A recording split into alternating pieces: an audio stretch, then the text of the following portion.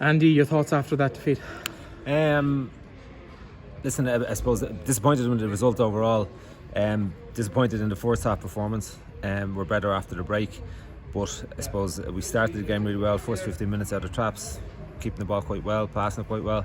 Then we just stopped and went right out of the game. Got very passive, and Sligo took control and got it ahead, and probably could have been further ahead at the end of the first half.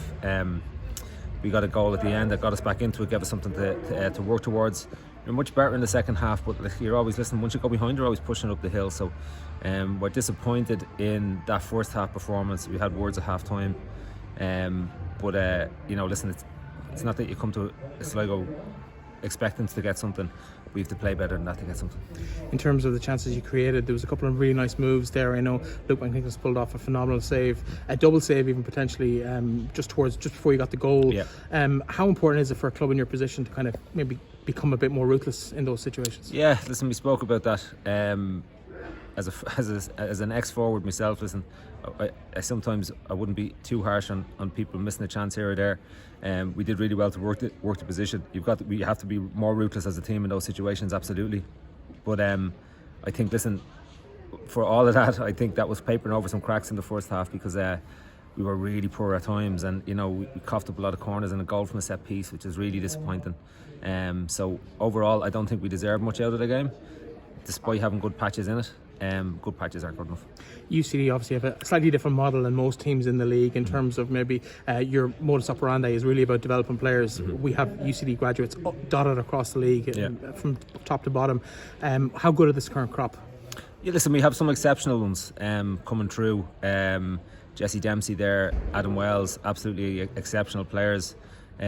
Jake Doyle up top doing really well for us at the moment. Keane Moore and goal, really, really good. And they'll all be very, very good professionals as they're going forward.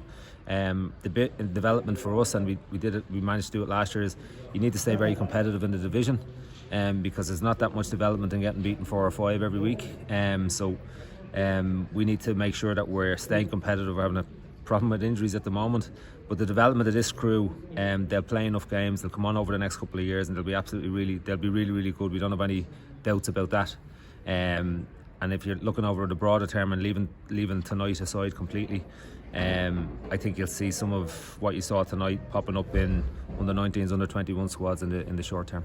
In terms of the season and what's ahead of you for the next, I suppose, 24, 25 games, can you get to that 9th place? Can you get off the bottom of the table?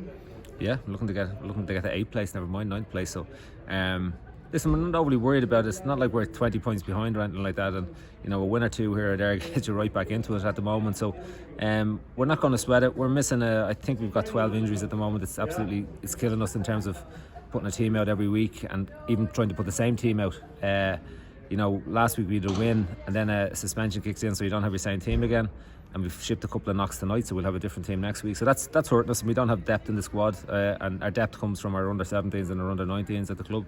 So that's a difficulty for us at the moment. But listen, we're dealing with it. I suppose the under 17s and under 19s get a chance to play League of Ireland Premier Football, and that's a good thing as well. So, but we'll keep going right till the end of the 36th game. We did it last year. We'll absolutely do it again.